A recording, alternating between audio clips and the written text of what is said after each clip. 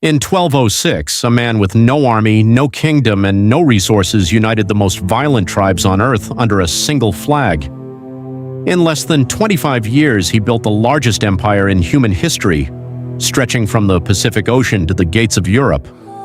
Cities that had stood for thousands of years were erased from the map in a single afternoon. Millions died. Entire civilizations vanished. And yet, this same man created the first international postal system, guaranteed religious freedom across his empire, and opened trade routes that connected East and West for the first time in history. His name was Genghis Khan, and this is the story nobody ever told you. To understand Genghis Khan, you have to understand where he came from, because he didn't start as a conqueror, he started as a slave. Born around 1162 on the cold steppes of Mongolia, his real name was Temujin. His father was a minor tribal chief, and when Temujin was just 9 years old, his father was poisoned by a rival tribe. His own clan abandoned him, left him and his mother and siblings alone on the steppe to die. They didn't die. They survived by eating roots, rats, and whatever the frozen ground offered them. And in those brutal years of survival, something hardened inside Temujin, a determination that would eventually shake the foundations of the known world. As a teenager, he was captured and enslaved. He escaped. He was betrayed by his best friend. He survived. And slowly, through a combination of charisma, military genius, and absolute ruthlessness, he began gathering followers, tribe by tribe, battle by battle. Until in 1206, at a great gathering called the Kurultai, the scattered tribes of Mongolia declared him their leader, their Genghis Khan, their universal rule. The Mongol army was unlike anything the world had ever faced, and the reason was not size, it was intelligence. Every Mongol soldier was raised on horseback. By the age of 3, Mongol children were riding. By 5, they were shooting arrows. By adulthood, a Mongol warrior could fire 10 accurate arrows per minute at full gallop in any direction, including backwards. No army in the world could match this. But Genghis Khan's true genius was psychological warfare.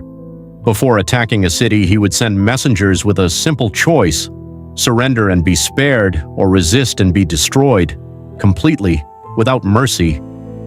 Many cities surrendered immediately. Those that didn't, he made examples of. When the great city of Samarkand, one of the wealthiest cities in the world, fell to the Mongols, its population of 1 million people was reduced to a fraction in days. The message was heard across Asia and Europe. Resistance was futile. Surrender was survival.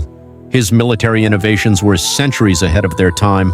Flanking maneuvers, fake retreats to lure enemies, coordinated attacks across hundreds of miles, tactics that military academies still study today. By the time Genghis Khan died in 1227, his empire already covered more land than any in history. His successors continued his work, pushing west into Europe, south into China, and deep into the Middle East. At its peak, the Mongol Empire covered 24 million square kilometers, nearly the size of Africa. It contained 1/4 of the world's entire population. No empire before or since has ever matched it. But here is what the history books rarely tell you. Inside this empire of conquest, something extraordinary was happening.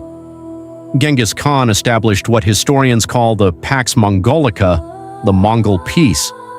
For over a century, the Silk Road was safer than it had ever been. Merchants could travel from China to Europe without fear. Ideas, goods, technologies, and diseases flowed freely across the known world. He created the first international postal system, a network of relay stations stretching thousands of miles that could deliver a message across the empire in days. He guaranteed religious freedom to all people under Mongol rule. Christians, Muslims, Buddhists, shamans, all were protected. He abolished torture and established a written law code called the Yesa. The man who destroyed cities also built a world. But we cannot tell this story honestly without facing its darkest chapter. The Mongol conquest killed approximately 40 million people. In China alone, the population dropped by tens of millions. In Iran and Iraq, entire regions were so thoroughly depopulated that they never fully recovered, even centuries later. The destruction of Baghdad in 1258 was perhaps the single greatest cultural catastrophe of the medieval world. Baghdad was then the greatest city on earth, home to the legendary House of Wisdom, the center of Islamic scholarship, containing hundreds of thousands of books and manuscripts representing centuries of human knowledge. The Mongols destroyed it all. They threw so many books into the Tigris River that, according to historical accounts, the water ran black with ink. The rivers ran red with blood and black with ink. It is one of history's most haunting images and one of its most devastating losses. Genghis Khan died in 1227, his cause of death still a mystery. He was buried in secret in an unmarked grave somewhere in the Mongolian steppe.